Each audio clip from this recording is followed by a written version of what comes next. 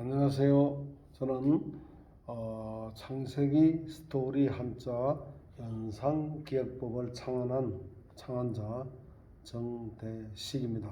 만나 뵙게 돼서 반갑습니다. 자, 우리가 한자가 참 쉽다고 하는 사람들은 못 만나봤어요. 다들 어렵다고 그러시는데 우리가 왜 어렵습니까? 그 한자에 만드는 창제 원리를 모르기 때문에 어려운 것일 것입니다. 그렇다면 한자를 쉽게 한번 배우면 잊어버리지 않는 그런 연상기억법은 어떨까요? 여러분들 님이라는 글자에 점 하나를 찍으면 남도 되고 넘도 되고 또 돌리면 놈도 되죠. 이와 마찬가지로 우리가 한글을 배우려면 자음과 모음을 기본적으로 알아야 되죠. 마찬가지로 영어를 배우려면 뭐죠? 알파벳을 모르고 영어를 배울 수는 없습니다. 근데 우리는 지금까지 한자를 배울 때는 그런 걸 무시하고 무조건 하늘, 천, 따지, 가물, 현, 우루, 황 이렇게 눈으로 보고 입으로 외우면서 끊임없이 그냥 반복적으로 눈으로 무조건 익힙니다. 무슨 뜻인지도 모르고 그냥 익히는 거예요. 그렇게 하다 보니까 아무리 또 열심히 공부를 해놔도 시간이 지나가면은 기억이 안 납니다. 원리를 모르니까요. 또 그 한자의 뜻도 제대로 이해를 할 수 없게 되죠. 그런데 제가 세계 최초로 발견한 것이 뭐냐면은 한자에도 일종의 알파벳 같은 거 자음과 모음 한글로 말하면은 자음 모음 같은 것이 있더라 이거죠. 이 원리만 알면은 아까 말씀드렸다시피 님이라는 글자에 점 하나를 딱 찍으면서 어떻게 놓느냐에 따라서 완전히 뜻이 달라진다는 거 그것을 알 수가 있었습니다. 그래서 오늘 그 부분을 같이 한번 보도록 하겠습니다. 자, 보실까요? 이 님이라는 글자에 이 점 하나를 이렇게 붙이면 뭐가 되죠? 남이 되겠죠. 또 안으로 붙이면 넘이 됩니다. 돌리면 놈이 되죠. 이렇게 자음과 모음을 어떻게 조화시키느냐에 따라서 뜻이 완전히 달라집니다. 이와 마찬가지로 한자에도 똑같은 원리 법칙이 있는데 이 법칙만 안다면은 여러분들이 한자를 아주 쉽고 재미있게 이해할 수 있을 것입니다. 자, 그래서 제가 발견한 이 창세기 스토리 한자 알파벳이라고 제 이름을 붙일게요. 그냥 가칭 한문 알파벳이다 이렇게 이름을 붙이도록 하겠습니다. 이 한문 알파벳 한 10개만 알면은 많은 한자를 특히 창세기와 관련된 한자는 제2의 창세기다라는 이야기까지 있을 정도로 굉장히 창세기와 일치하는 글자가 많습니다. 그런데 오늘은 바로 그 글자를 어떤 원리로 보는지 10개, 한 10개 정도 되는데요. 10개 정도 되는 그 자음을 그 한자의 알파벳을 먼저 한번 익혀보도록 하겠습니다. 이걸 잘 익혀두면요. 앞으로 처음 보는 한자가 나와도 여러분들 스스로 해석을 할 수 있게 된다는 놀라운 일 아닙니까? 바로 그런 일들이 있을 것입니다. 한번 같이 한번 보시죠. 영어의 알파벳처럼 한글에선 위와 같이 님이라는 글자에 점 하나만 찍으면 남이 되고 돌리면 놈이 되듯이 한자에도 이런 법칙만 알면 어려운 한자라도 스스로 뜻을 쉽게 할 수 있으면 좋지 않을까요? 그렇습니다. 이런 간략한 법칙만 알고 나면 어려운 창세기 스토리 한자를 처음 접해도 쉽게 이해할 수 있다는 것이지요. 그래서 한자를 배우기 전에 이 놀라운 한문 알파벳을 먼저 약 10자 정도만 익혀두면 한자가 쉽고 재미있을 뿐 아니라 한번 익혀두면 오랜 세월이 흘러도 잊혀지지 않기 때문에 학문문 공부에 놀라운 비법이 될 것입니다. 그럼 이제부터 그 10개의 부수자 및 간략한 창제 원리부터 익혀두도록 합시다. 한문 알파벳 심독합시다. 아빠가 설명하는 그대로 자, 아까 보셨다시피 이 님이라는 글자에 점 하나를 붙이면은 남이 되기도 하고 넘이 되기도 하고 돌리면은 놈이 되죠. 이와 같이 한글에도 이게 자음과 모음을 잘 조화시킴으로써 뜻이 완전히 달라지죠.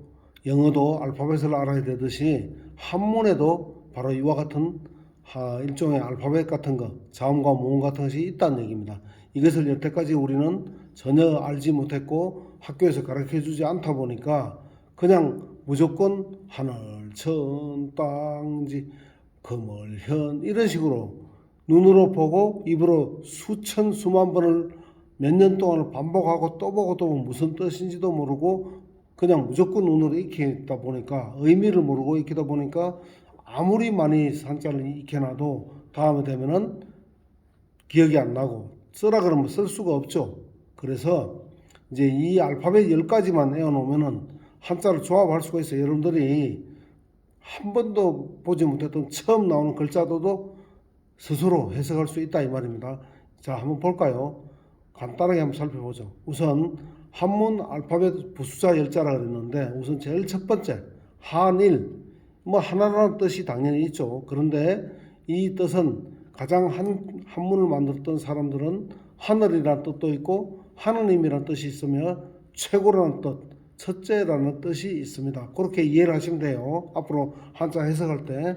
두 번째는 두의자는 보다시피 창세기 1장 26절을 보면은 우리를 닮은 모습으로 사람 만들자 했죠. 그러니까 하늘과 똑같이 하느님과 똑같이 닮은 모습으로 이렇게 또 만들었죠. 그 두의 그러니까 하늘 사람이 뜻입니다. 이게 하늘과 땅의 사람이라는 뜻이죠.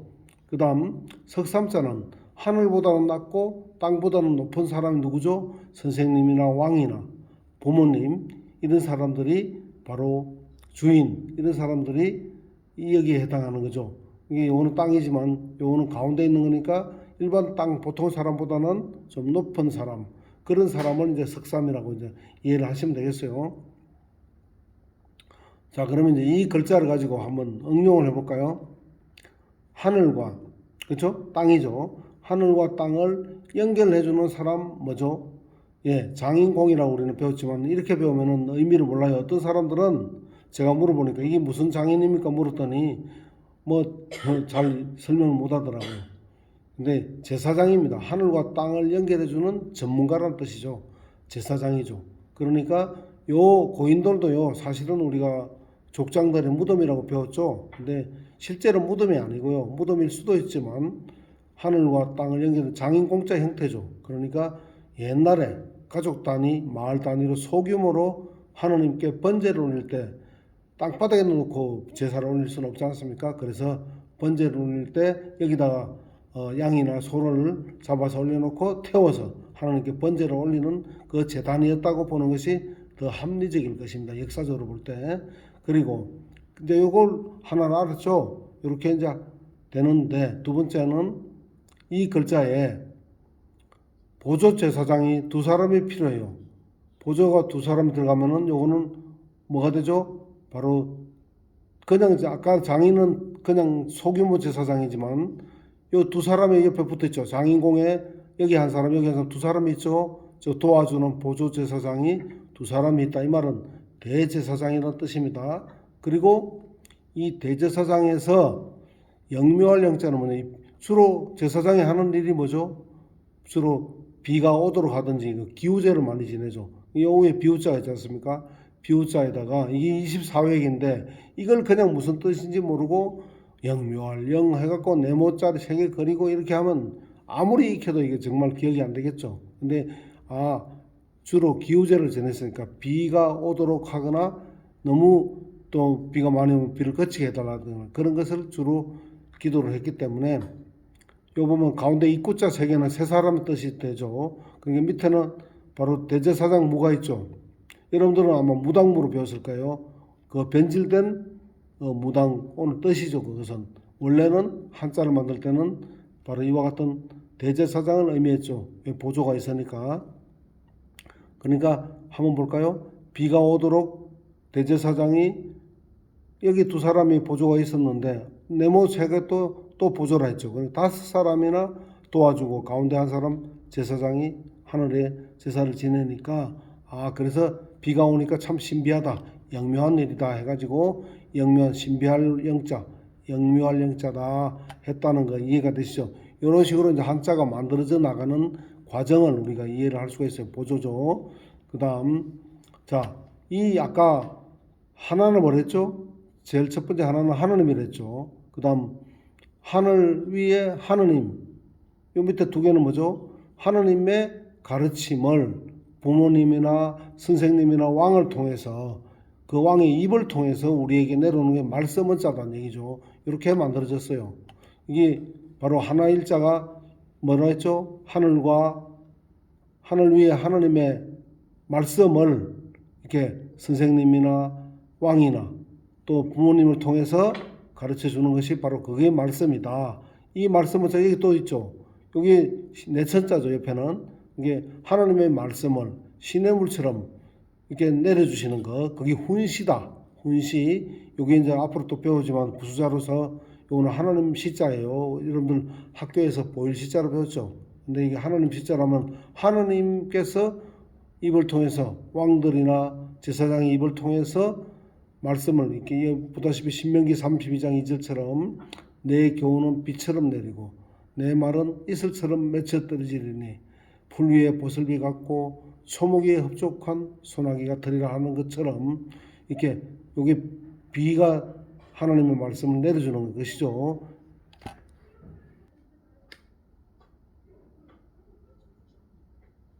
말 나와? 내 교훈은 비처럼 내리고 내 말은 이슬처럼 맺혀 떨어지리니 풀 위에 보슬비 같고 초목 위에 흡족한 소나기 같으리라. 신 32. 자, 이제 삐침을 한번 보겠습니다. 이 삐침이 바로 한자의 알파벳이라고 볼 수 있겠죠. 이 삐침은 어떤 뜻이 있느냐 하면은 생명의 빛, 하나님으로부터 오는 생명의 빛, 생명 혹은 호흡 또는 하나님의 가르침으로도 해석할 수가 있죠. 이 삐침이 어떻게 붙느냐에 따라서 위에 이렇게 붙을 수도 있고 이 효도 효자처럼 이렇게 길게 이렇게 붙을 수도 있어요. 이렇게 붙을 수도 있는데 생명, 호흡, 하나님의 가르침 이렇게 하는데요. 자, 죽음 시자에다가 삐침을 붙이면은 뭐가 되죠? 살아있는 사람이 사는 집 호자가 되죠. 그러니까 이것이 생명이라는 말이 이해가 되죠. 자, 효도 효자는 흑토자죠. 이게 흑토자. 흑토자에다가 하나님께 생명의 빛을 주니까 생명을 주니까 아들이 됐는데 효자가 됐죠. 누굽니까? 바로 아담이죠. 흙에다가 생명의 호흡을 붙이니까 아들이 됐는데 효자가 됐다. 그러면 이제 어떤 사람들은 그래요. 아담이 어떻게 효자냐? 그런데 처음에는 효자로 창조가 됐었죠. 그런데 선악과를 따먹음으로 인해서 불효자가 됐기 때문에 그를 다시 효자로 만들어주기 위한 것이 바로 가르치는 것이죠. 그래서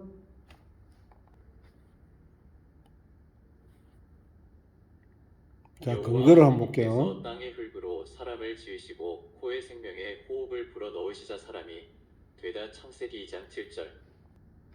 바로 여기 보면은 생명의 호흡이 있죠. 이 생명의 호흡, 이것이 바로 삐침에 해당되는 부분이에요. 그래서 창세기에 들어있는 이 내용이 그대로 한자에도 적용이 된다. 그 다음에 이 가르칠 교자는 뭐라 했죠? 효자가 불효자가 됐기 때문에 다시 이를 효자로 만들어서 영원한 생명을 주기 위해서 요 엑스트처럼 된 거는 회초리로 때리는 거거든요. 이게 회초리로 가르치는 것. 이게 하늘이죠. 하늘 비침, 생명, 하늘에서 생명을 주니까 아들이 되는데 그런 뜻입니다. 그러니까 가르칠 교자고 있을 존자, 존재할 때 존자도 하늘에서 생명의 호흡을 주니까 이것도 서 있는 사람이죠. 아들이 됐는데 서 있는 사람이 됐다. 이런 뜻입니다. 그리고 있을 제자 역시 마찬가지예요. 하늘에서 생명을 주니까 흑토자죠. 흙이 서 있는 사람이 됐다. 이 뜻이고요. 있을 유자도 하늘에서 생명을 주니까 이게 가둘경자거든요. 테두리경 안에 보니까 하느님과 똑같은 사람이 있죠. 아까 두 이자에가 뭐랬죠? 하늘과 사람이라 했잖아요. 그러니까 그래서 없던 무에서 유가 됐구나. 하느님과 똑같이 닮은 사람이 있게 됐기 때문에 있을 유자가 이렇게 만들어졌다는 거. 마지막으로 지을 조자 한번 볼까요? 자, 이 창세기 2장 7절이 그대로 다 들어있는 겁니다. 이것도 흑토자에다가 삐침 생명이 붙었죠. 이렇게 옆으로 붙었죠. 그러니까 입으로 뭐 하죠? 밥도 먹고 말도 하고 또 책받침은 뭡니까? 달릴 주자죠. 그러니까 달리기도 하고 걷기도 하는 사람이 됐다. 누구죠? 아담이죠. 그렇습니다. 바로 이 창세기가 2장 7절이 그대로 한자 속에 다 들어있는 겁니다. 이게 아주 재밌지 않습니까? 자, 세 번째 가로왈자 이 뭐죠? 이 무슨 말일까요? 이것은 하나님이 가라사대, 가로대, 가라사대, 이르시되, 말씀하시되 이런 뜻이죠. 그런데 요 제주도 정랑대문인데 이게 가로왈자죠. 지금 현재 보십시오. 가로왈자죠. 딱 문이 닫혔다는 뜻이에요. 그러니까 이게 뭘 근거로 했느냐 하면 창세기 3장 22절 요거예요. 자, 이걸 한번 읽어볼까요? 저기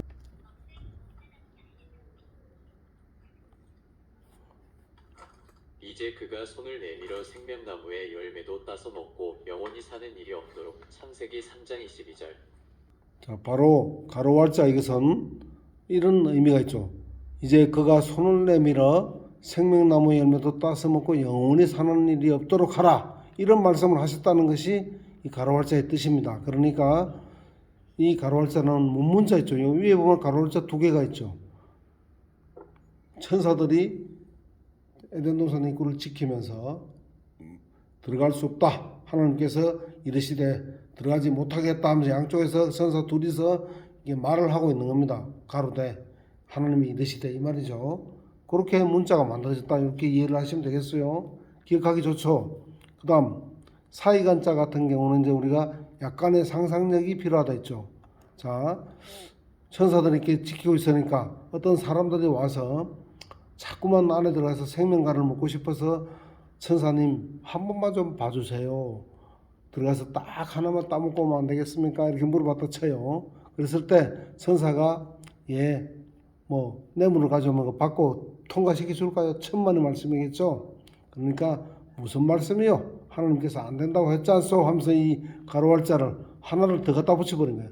이게 사람이 안에 못 들어가니까 천사 에덴 동산 안에 들어갈 수 없으니까 결국 에덴 동산 밖에서 죽을 때까지 살다가 죽어야 되겠죠. 그러니까 인간 할 때 사이간자는 뭡니까? 완전 에덴 동산 안에 들어가면 완전한 사람으로서 영원히 살 수 있는 사람이었는데 밖에 있으니까 불완전한 사람이 돼서 베드로후서 2장 12절에 나와 있는 것처럼 잡혀 죽기 위해서 창조된 동물처럼 동물도 아니고 그렇다고 완전한 사람도 아니니까 동물과 사람 사이라는 뜻으로서 인간 하는 겁니다. 그래서 사이간자 동물과 완전한 사람 사이다. 이것도 저것도 아닌 어정쩡한 존재다. 이런 뜻으로 한자를 이렇게 만들었고요. 그 다음 10개자를 보면요. 하나님께서 여기 창문도 됩니다. 저 하늘 창문인데 이 10개자는 이거예요. 여기 보면은 창세기 1장 7절에 보면은 이걸 우리 한번 읽어볼까요?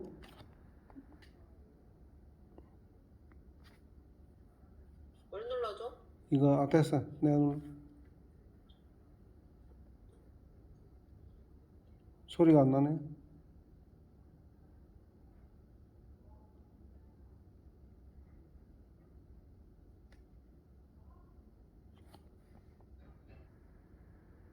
하느님께서 공간을 만들기 시작하시어 공간 아래의 물과 공간 위의 물을 나누시자. 창세기 1장 7절. 자, 방금 읽었듯이 공간 아래 물은 바닷물, 강물, 지하수죠. 근데 공간이 있죠. 이 공간 위의 물은 이걸 갖다가 한자를 만든 사람들은 하늘 창문으로 표시했어요. 그러니까 이 창문은 바로 물청을 얘기하는 거죠. 그러니까 이것을 실제로 이게 지구의 지붕 역할을 했기 때문에 우주로부터는 모든 유해 광선이나 방사능 같은 것으로부터 지구를 보호해 줬기 때문에 이렇게 실제 지붕처럼 이렇게 글을 쓰기도 하고요. 또 이렇게 간머리라고 하는 이런 형태로도 이것을 표시를 했어요. 그러니까 간머리, 물지붕이라고 표시를 하면은 이것은 바로 물지붕을 표시하는 거구나.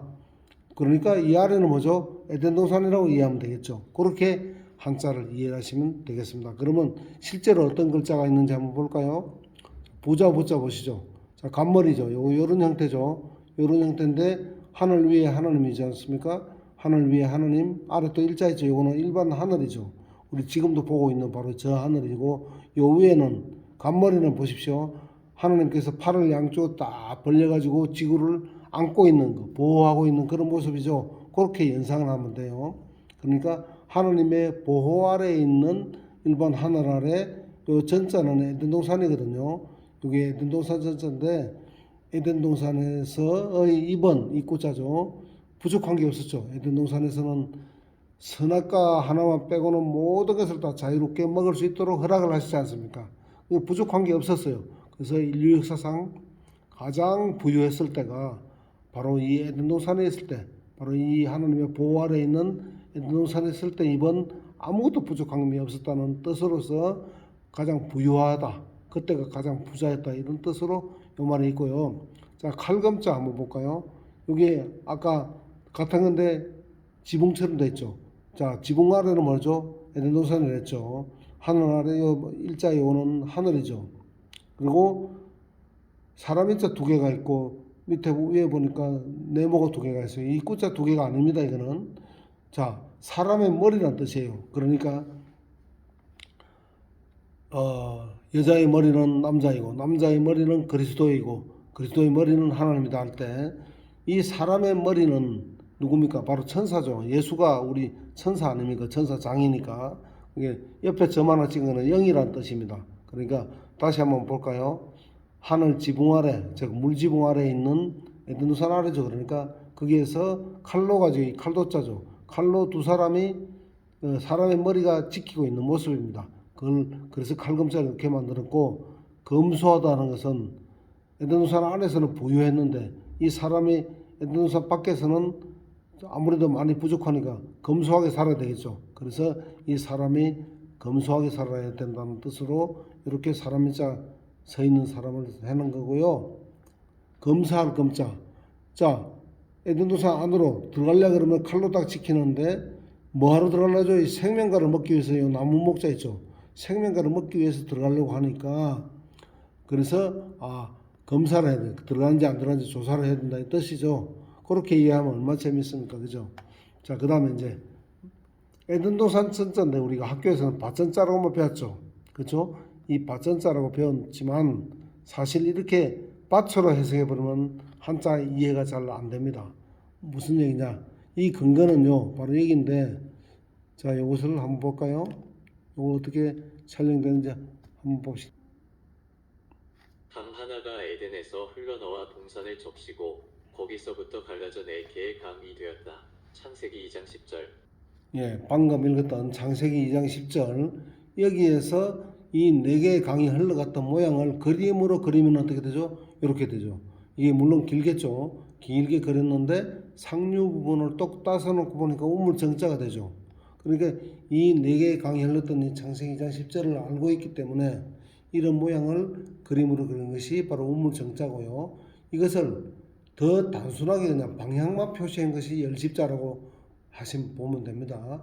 그리고 이 열십자에다가 요게 그러니까 밭전자의 원래 원형이 이 글자거든요. 이 글자. 그런데 이게 뭡니까? 바로 이걸 간단히 줄인 십자에다가 에덴 동산의 영역을 이렇게 표시를 한 거예요. 동그랗게 울타리를 친 거죠. 그러니까 에덴 동산에 울타리를 치니까 이걸 에덴 동산 전자라고 하는 것이 맞는 거죠. 그런데 현 학계에서는 이걸 밭이라고만 해석을 해버리기 때문에 원래 한자의 의미를 모르게 되는 겁니다. 앞으로는 그래서 다시 말하면은 이 정자에서 간단하게 한 게 십자고 십자에서 더 울타리를 친 것이 이건데 이것을 모양만 살짝 바꾼 것이죠. 의미도 밭으로 살짝 바꿔버리고요. 사실은 왜곡시킨 것입니다. 이게 이 세 글자가 나오는 한자는 이 부자가 나오는 건 전부 다 이것도 에덴 동산, 이것도 에덴 동산으로 해석하면 되고요. 전자는 더욱더 에덴 동산 전자죠. 그러니까 그렇게 이해를 하고 한자를 이제 앞으로 보시면은 이해가 잘 될 겁니다. 자, 요 보시죠. 그렇죠. 자, 그러면 이제 직접 한번 어떤 글자가 있는지 한번 볼까요? 아침조자. 이 아침조자는 아래 위에 에덴 동산에 두 개가 있죠. 그러니까 에덴 동산에 에덴 동산을 굉장히 그리워하는 사람들이 이렇게 만들었다 이렇게 생각하면 되고요. 요거는 문이 10개짜인데 안에 보면 이 우물 정자가 들어있는 모양이 약간 다르죠. 위에가 막혀 있죠. 자, 이걸 어떻게 이해를 하면 잘 기억이 되느냐 하면 요걸 보시면 돼요. 자, 여기에서 물이 있다가 밑으로 떨어졌죠. 이게 다 대홍수가 난 거 아닙니까? 근데 물이 몇 방향으로 가죠? 양옆으로는 비가 아래로 당연히 떨어져 지구로 떨어지고 양옆으로는 비가 막 흩날리니까 양옆으로도 갈 수 있겠죠. 근데 위로 갈 수 있어요? 없어요? 없지 않습니까? 왜? 인력 때문에 이리 갈 수 없고 우주로 날아갈 수가 없어요. 전부 다 지구로 떨어지니까 세 방향으로 양옆과 아래쪽으로 세 방향으로만 흘렀기 때문에 위로는 못 가니까 이 글자에서 10개자에서 어디 갔죠? 방금 10개자가 아니 10개자에서 안에 있는 우물인데 하늘 창문에 저 물이 위로는 못 가고 양 세 방향으로 흘렀기 때문에 이것을 통찰력을 가지고 있던 분들이 한자를 만들 때 하늘 창문이 이렇게 세 방향으로 흘러서 밑으로 내려와서 대홍수가 났다는 것을 잘 알고 이렇게 만들었다는 거 그렇게 기억하면 좋겠죠. 예, 얼마나 좋습니까? 자, 고요할 선자, 묵상할 선자죠. 자, 뭘 생각합니까? 옆에 있는 요 시자가 하느님 시자라는 좀 이따 배울 건데요. 이 하느님을 생각하고 묵상 조용한 곳에 가서 하나님을 생각하고 요 위에 있는 입구자 두 개가 있는데요. 하나는 하나님과 대화하는 입. 아까 부자 할 때는 먹는 입으로 해석했죠. 에덴 동산에 있을 때 아무것도 부족한 게 없었던 그 때를 묵상하고 또 하나님과 대화하던 그 입을 생각하면서 요 밑에 땅이죠. 땅에서 다시 에덴 동산 전자죠. 에덴 동산으로 들어갈 수 있는 그날을 묵상해 보는 겁니다. 즉 낙원으로 갈 때를 생각하는 것이죠. 그렇게 이 선자가 굉장히 어려운 글자 같지만은 이렇게 이해를 하면은 한 번만 적고 나면은 하나님과 하나님을 생각하고 이렇게 기억하려면은 다음에 쓸 때도 아주 쉽겠죠. 자, 산의 남자 요 뭐죠? 에덴 동산 전자죠. 그렇죠? 자, 에덴 동산에 쫓겨난 다음에 바깥에선 여자는 아이 낳는 고통이 많아지고 남자는 힘을 써서 경작을 해서 가족을 먹이 살려야 되니까 이렇게 산의 남자는 에덴 동산 바깥에 힘력자를 붙여가지고 남자는 힘을 써야 된다는 뜻으로 이렇게 만들었다는 거 참 재밌지 않습니까? 자, 경계할 개자 역시 에덴 동산 밖에 돌아가는 불칼이죠. 칼날이 이렇게 요 창칼입니다. 이게 양쪽에 딱 두 개가 서 있어요. 이렇게 이해하면 돼요. 그래서 인간이 처음으로 경계하는 것을 봤던 것은 에덴 동산을 칼로 지키는 천사들이 칼로 지키는 모습을 봤기 때문에 이렇게 한자를 경계할 개자를 이렇게 만들었다. 그렇게 기억하면 얼마나 좋겠습니까? 그죠? 이것이 맞다 안 맞다 따질 필요가 없어요. 그냥 이것은 한자를 좀 쉽게 기억하기 위해서 이런 원리를 한번 적용시켜 보는 것일 뿐이니까 마음에 안 들면 안 하셔도 됩니다. 자, 보시죠. 이거 하나님 시자를 했죠? 좀 이따 다시 왜 하나님 시자인지 바로 다음에 나옵니다. 자, 하늘이죠. 아까 처음 배웠죠. 하늘 아래 입구자고 밭전이 아니라 에덴 동산이라 했죠. 자, 하늘 아래 에덴 동산에서의 입이 요거 하나님 시자라면은 하나님과 뭐 하겠어요? 같이 있을 때는 상대가 있으니까 이야기하는 거죠. 대화하는 것이죠. 자, 복복자가 하늘 아래 에덴 동산에서 하나님과 대화하며 살 때가 가장 행복했다. 이런 뜻이 되는 겁니다. 그러니 얼마나 기억하기 좋습니까? 이게 또 굉장히 부수자가 많아요. 근데 이렇게 기억해버리면 절대 안 잊어버리겠죠. 자, 하나님이 진짜. 자, 이거 하나님이라 했죠. 에덴 동산이죠. 근데 에덴 동산 중에 또 변형된 에덴 동산은 양쪽에 뚫렸어요. 관통을 해버렸어요. 자, 우리 인간은 에덴 동산에 죄를 짓고 쫓겨난 다음에 다시는 들어갈 수 없도록 차단이 됐죠. 하지만 신은 하나님은 에덴 동산의 주이시니까 마음만 먹으면 언제든지 관통할 수 있어. 아래에서도 들어가든 하늘에서 들어오든 자유자재로 들어간다 할 수 있기 때문에 신은 자유롭게 들어가서 관통할 수 있구나. 이렇게 그냥 기억을 하자 이겁니다. 어때요? 아주 재밌죠? 한자 어렵지 않죠? 자, 다행행자 한번 볼까요?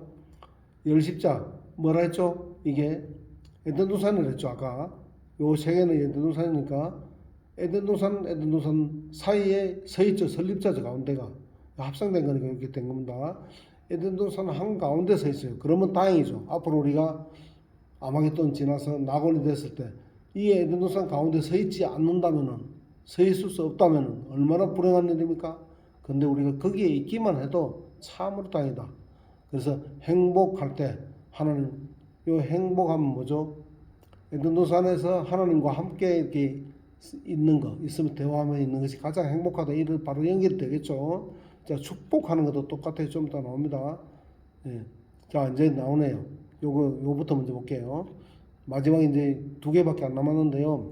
하나님의 시자, 여기 하나님의 시자인데 학교에서는 우리가 보일 시자라고 배웠죠. 이 보일 시자, 그렇죠?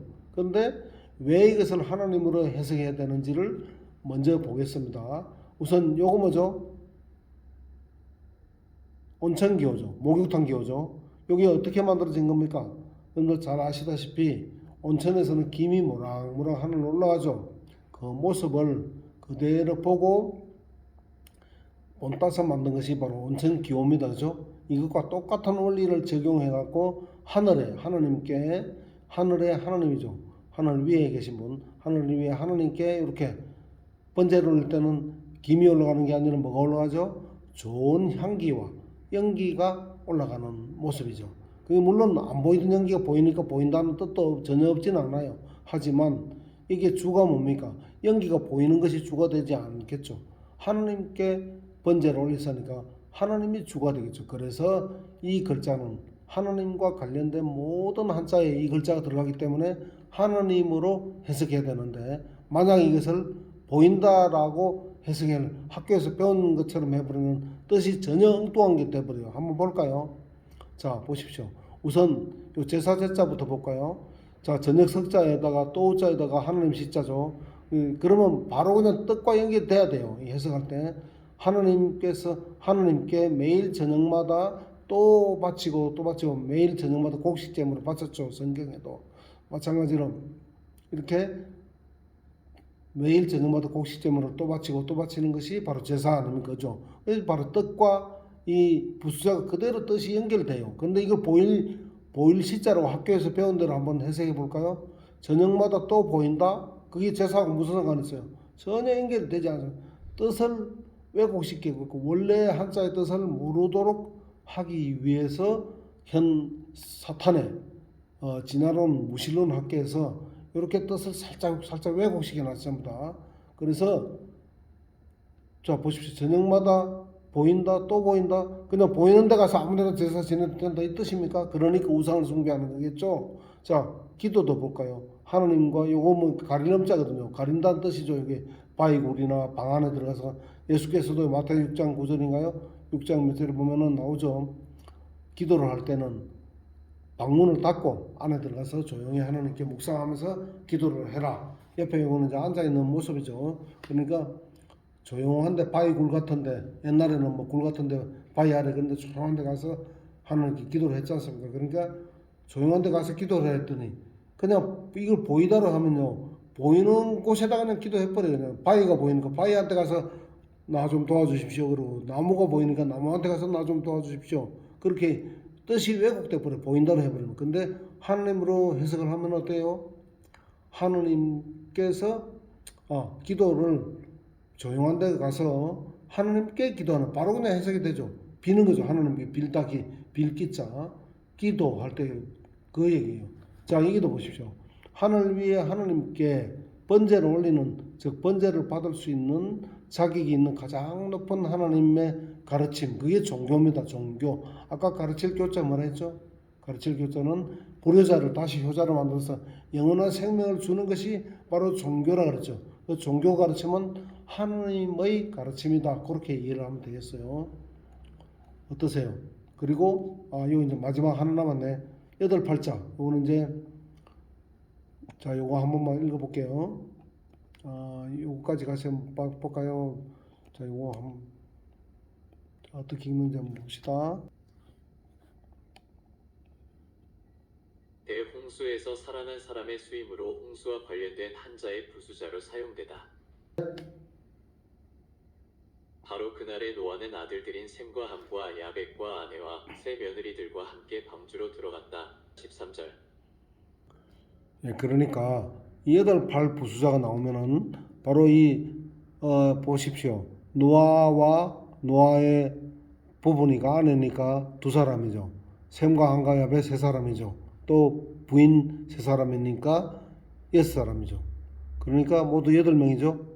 그래서 8팔자니까 이 홍수와 관련된 모든 한자에는 이게 제가 써놓지는 않았지만 모든 한자에 즉 배선자, 옮길 반자, 물길 따를 연자 이런 거 함께 공자, 홍수 홍자 이런 거 전부 다 바로 이 홍수와 관련된 글자는 노아가족 8명이 그대로 들어있다는 사실을 우리가 이해한다면은 이 창세기가 절대 지금도 우리가 사용하고 있는 이 한자 속에 그대로 일치를 한다는 얘기는 창세기가 결코 신화라든가 설화가 아니라 실제 역사였다는 사실을 이 한자가 잘 증명해주고 있죠. 옛날에 배선자 하나만 보고도 8팔자에 입구자에 배주자 8명의 식구가 배를 타고 살았던 것이 큰 배, 어선상선할 때 그 선자라는 사실을 알고서도 그 한자만 보고도 성경이 얼마나 정말 신뢰할 수 있는 책인가를 어렴풋이나마 그 당시에 느꼈었는데 이렇게 많은 글자가 한자와 창세기가 정확하게 일치한다는 사실을 알았을 때 얼마나 좋습니까? 그죠? 자, 마지막으로 이것만 보고 마무리를 짓도록 하겠습니다. 이 보면 아까 설명드렸지만 축자 있죠? 빌축자. 이게 뭐죠? 이 빌축자는요. 이 마태형자 하나님이 같이 있어요. 마태형자가 왜 있을까요? 인간의 가장 머리죠. 이게 머리. 인간의 가장 머리는 누굽니까? 제일 첫 번째 머리는 아담이죠. 그러니까 이 아담이 하나님과 나란히 걸어가는 모습입니다. 하나님과 나란히 걸어갈 때 그때로 빌축자니까 비는 거니까 그때로 돌아가는 시절로 그 시절로 돌아가기를 비는 것이 빌축자고요. 복자는 아까 말했죠. 하늘 아래 눈동산에서 하나님과 대화하면 하는 때가 가장 복되다. 다시 연결하면 뭐죠? 축복하면은 하나님과 에덴 동산에서 대화하면서 함께 걷던 그 시절로 돌아가는 것. 이것이 진정한 의미에서 축복이라는 뜻입니다. 이해가 되시죠? 행복 아까 예선에서 생략합니다. 다 생략하되 이게 중요한 얘기예요. 이게 마지막인데요. 자, 조상조자인데 이게 우리가 인간 조상은 다 죽어버리고 없어요. 근데 하나님은 지금도 살아계시지 않습니까? 우리 인간의 진짜 백의 조상은 바로 하나님이라는 뜻이에요. 이게 육달을인데 안에 또 하나님과 사람이 들어있죠. 그러니까 이 하나님을 닮은 사람, 창세기 1장 26절 우리가 우리의 모습으로 사람을 만들자 했기 때문에 하나님과 닮은 모습, 사람이죠. 그러니까 사람의 육체가 돼요. 육체, 땅의 흙으로 만들어지겠죠. 옆에 시자, 하나님 시자를 했죠. 그런데 이게 어디에 있냐면은 마지막 성과 한번 보고 제가 이제 마치도록 하겠습니다. 잠깐만요. 셋은 아담의 아들, 아담은 하느님의 아들이었다. 누가복음 3장 38절. 예, 보다시피 아담이 이제 우리 인류의 머리를 했죠. 그런데 그게 끝이 아니에요. 아담은 또 누구의 아들이요? 아담 위에 이상이 있죠. 아담의 이상은 하나님의 아들이다. 아담은 즉 하나님의 아들이었다. 그러니까 우리가 아담의 후손이라면은 역시 하나님이 우리의 조상, 진짜 백의 조상, 살아계신 아버지가 하나님이란 뜻이 바로 이 조상 조자에 그대로 들어있다는 너무나도 신기하지 않습니까? 그렇습니다. 금방 어디 갔어요? 자, 조상 조자는 하나님이 우리의 진짜 아버지다. 그래서 사도행전 17장 28절에 보면은 그분이 우리도 그의 자녀이다. 그렇게 소리쳐서 얘기하지 않습니까? 우리 인간의 최고의 학문의 목적은 바로 이 진짜 조상, 하나님을 우리의 아버지로 찾는 것. 그것이야말로 인류의 가장 최고의 덕목이고 교육의 목적이라는 것이죠. 그래야 영원한 생명을 얻을 수 있으니까요. 우리가 세상에서 아무리 성공하고 돈을 많이 벌고 또 명예를 얻고 한다 하더라도 죽으면 끝이지 않습니까? 예수께서도 비합리적인 사람아 오늘 밤 네 목숨을 거두면 저 많은 돈 누가 가졌냐 그랬지 않습니까? 그러니까 생명을 잃어버리면 다 소용이 없거든요. 이 한자를 이렇게 제대로 정확하게 알고 보면은 한자를 알면은 진리를 알 수가 있고, 진리는 사람이 죽어서 하늘로 가는 게 아니라 바로 이 땅에서 에덴동산에서 영원히 살 수 있다는 그런 희망을 가지고 있는 것이 옛날 이 한자를 만든 사람들이 그렇게 그런 희망을 가졌는데, 마지막으로 요거 이제 하나만 진짜 하고 마치겠습니다. 현 학계의 학자들, 즉 중국과 일본, 한국의 또 뿐만 아니라 미국의 하버드 대학까지도 한자는 기원전 2500년에 만들어졌다 그러죠. 그런데 이 2500년 이 말이 맞다면은 이 얘기는 노아가 950년을 살았던 노아가 470살 때였던 얘기입니다. 그러니까 여기서부터 470년을 더하면은 2970이죠. 즉 기원전 2970년은 노아가 태어난 해죠. 자, 여기서 마이너스 480을 하면은 기원전 2020년이 되겠죠. 노아가 950살로 죽은 바로 그 기원전 2020년이 되는 겁니다. 그러니까 이게 오차가 좀 있다 하더라도 결과적으로는 바로 노아의 생애 중에 한자가 만들어졌기 때문에, 왜 창세기와 한자가 그렇게도 이렇게 일치하는 글자가 많을 수밖에 없는가 하는 것도 이해가 되겠죠. 왜 노아도 하나님과 직접 대화를 했고 1000년쯤 후에 기록된 창세기도 하나님과 직접 대화를 했던 바로 모세가 기록한 것이니까요. 당연히 사람들은 만나보지 못했지만 하나님은 살아계시니까 하나님이 지식을 노아에게도 알려주고 모세에게도 알려줬다면 당연히 한자 속에 창세기와 똑같은 일치되는 한자가 그렇게 많을 수밖에 없는 합리적인 이유가, 역사적인 이유가 또 된다는 얘기입니다. 오늘 참으로 의미 있는 얘기를 많이 했지만 오늘 연습이라 가지고요 제가 제대로 못했지만 앞으로 좀 더 효과적으로 잘 한번 만들면 작품이 될 수도 있겠습니다. 예, 어떠세요? 오늘 제가 이 AI를 처음으로 운영을 하다 보니까 에러가 좀 많습니다. 그렇지만 이렇게 설명을 제대로 하지는 못했지만 제가 보다시피 제 좌측 편마비가 좀 심합니다. 그래서 편마비가 심해서 AI의 힘을 좀 빌릴 수밖에 없는 상황이에요. 제가 좌측 편마비가 15년째 두 번째 뇌출혈을 앓는 바람에 이 왼쪽 얘기가 안 돼요. 그래서